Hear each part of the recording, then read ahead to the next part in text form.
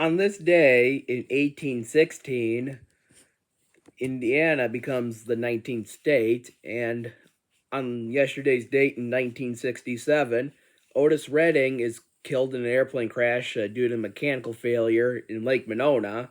He was where he was scheduled to perform at the University of Wisconsin in Madison, and he was 26 years old. And that's it for today. Have a great night, everyone.